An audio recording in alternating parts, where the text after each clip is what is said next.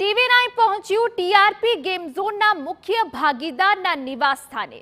Luxurious પ્રકારના ફ્લેટમાં વસવાટ કરતો હતો પ્રકાશ કનૈયાલાલ હિરણ।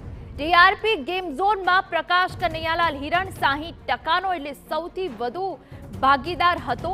ઘટના બની તે દિવસથી પ્રકાશ કનૈયાલાલ હિરણ અને તેમના પરિવારજનો ઘર ખાલી કરીને ફરાર હતા। પ્રકાશ હિરણ ફરાર છે તે પછી આગનો ભોગ બન્યા તે બાબત રહસ્ય અકબંધ છે। પોલીસ દ્વારા હજુ પણ મુખ્ય ભાગીદાર અને આરોપી પ્રકાશ કિરણ બાબતે કોઈ યોગ્ય નિવેદન નથી આપ્યું। ટીઆરપી ગેમ ઝોનમાં લાગેલી આગ મામલે પોલીસ દ્વારા તપાસ કરવામાં આવી કે તેમાં કોણ કોણ ભાગીદાર હતા। પ્રકાશ હિરણ જેઓ મુખ્ય ભાગીદાર હતા, 60%ના ભાગીદાર હતા, તેમનું આ નિવાસસ્થાન છે।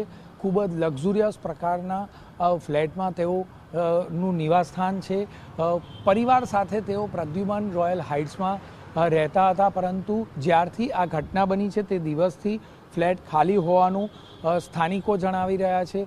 ફ્લેટના જે સંચાલકો છે તે જણાવી રહ્યા છે। મહત્ત્વની બાબત એ છે કે પ્રકાશ કનૈયાલાલ હિરણના પરિવારજનોએ પોલીસ સ્ટેશનમાં ફરિયાદ કરી છે।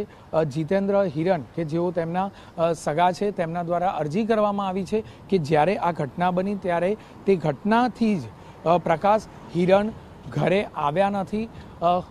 બીજી વાત તેમણે એ પણ કરી છે કે જ્યારે આગની ઘટના બની હતી ત્યારે પ્રકાશ હિરણની વિડીયોમાં તેઓ જોવા મળ્યા હતા અને તે વિડીયો પછી તેઓ ઘરે પરત ફર્યા નથી। હકીકતમાં પ્રકાશ હિરણ નાસી છૂટ્યા છે કે પછી આગની દુર્ઘટનાનો ભોગ બન્યા છે તે બાબતે પોલીસ તપાસ કરી રહી છે।